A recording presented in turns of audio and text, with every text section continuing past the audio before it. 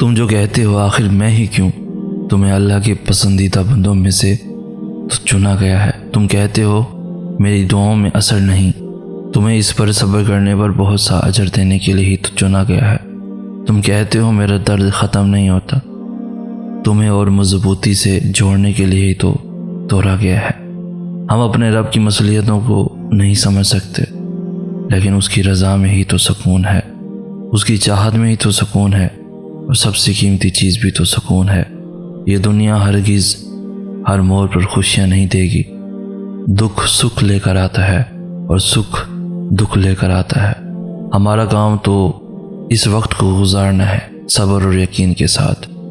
یہ دونوں وہ چیزیں ہیں جو انسان کرنے لگے تو اللہ پاک اس کے لیے اور آسانیاں پیدا فرمانے لگتا ہے، اور اس کو اپنے بندوں کو خوب خوش کرنا آتا ہے۔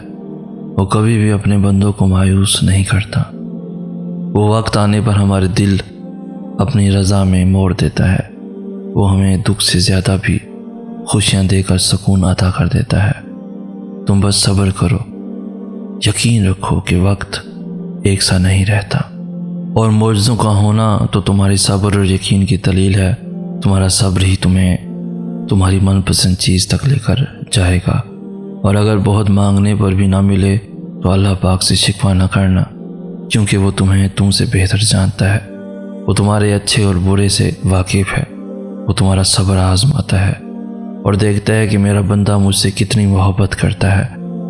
جو میرے لیے اپنی من پسند شے بھی قربان کرتے، وہ کسی کی جھولی خالی نہیں رہنے دیتا۔ وہ تو ان کو بھی دیتا ہے جو بے زبان ہے، پھر تمہیں کیسے نہیں دے گا۔ کبھی کبھار دل اتنا بھاری ہوتا ہے کہ تکلیف کے مارے زبان سے ایک لفظ بھی نہیں نکل پاتا، مگر پھر بھی ہم اس امید کے ساتھ اللہ کے روبرو جاتے ہیں کہ وہ خاموشی کی زبان بھی سمجھتا ہے، وہ ان آنسوؤں کی آواز بھی سنتا ہے، وہ اس تڑپتے ہوئے دل کا حال بھی جانتا ہے۔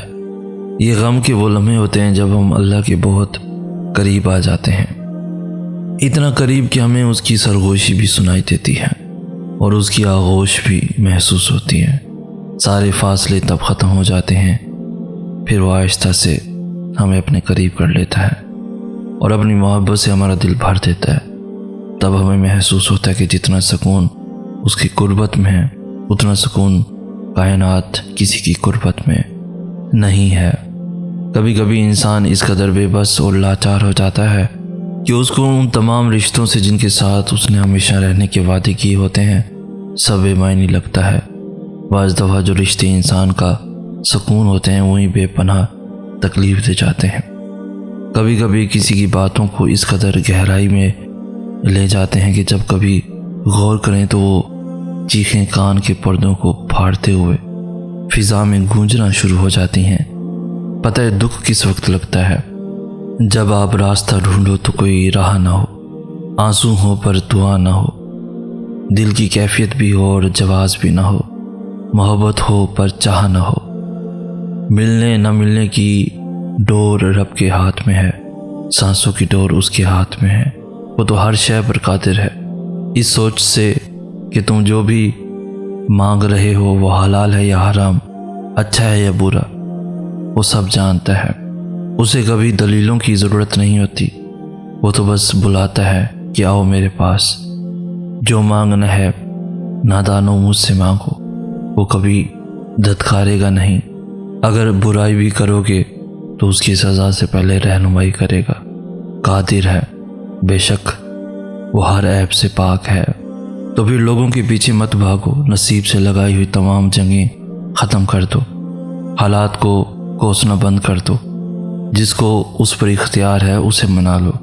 اگر تم چاہتے ہو کہ اللہ تمہیں اپنی طاقت سے خوش کرے تو تم پہلے اپنے صبر سے اسے خوش کرو۔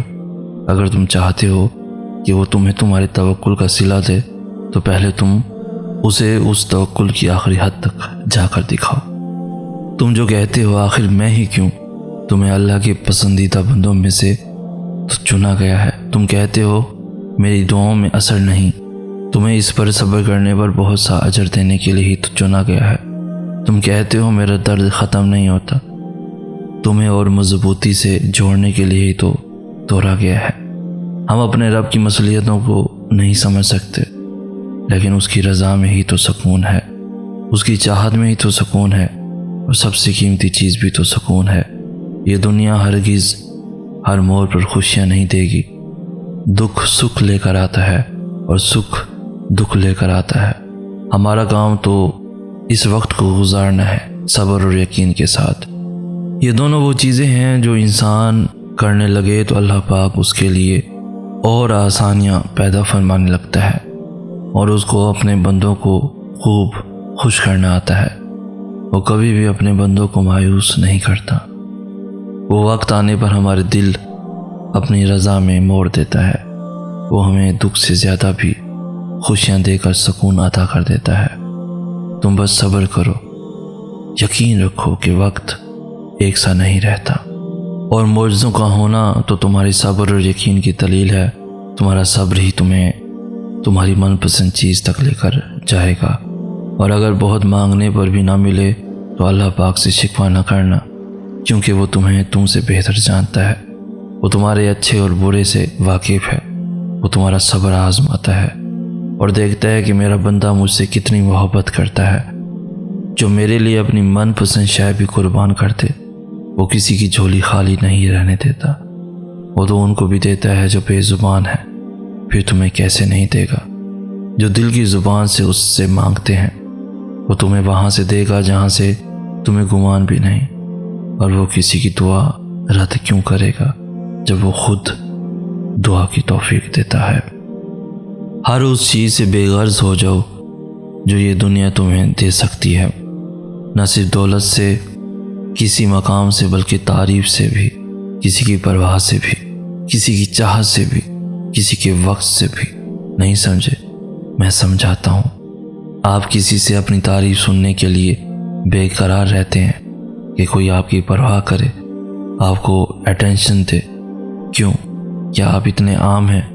خود کو آزاد کر دیں، کسی کو خوش کرنے کے لیے کچھ نہ کرے، اور جب آپ بے غرض ہو جاتے ہیں تو ہر چیز آپ کے پاس خود آتی ہے۔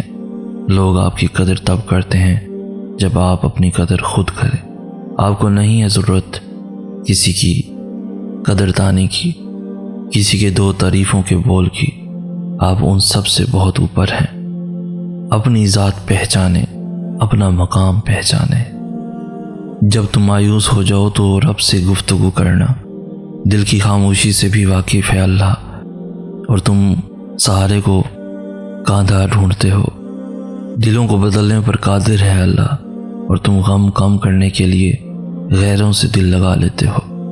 مشکلات حل ہو جایا کرتی ہیں، دلوں کو چین مل جایا کرتا ہے، وقت بھی بدل جایا کرتا ہے۔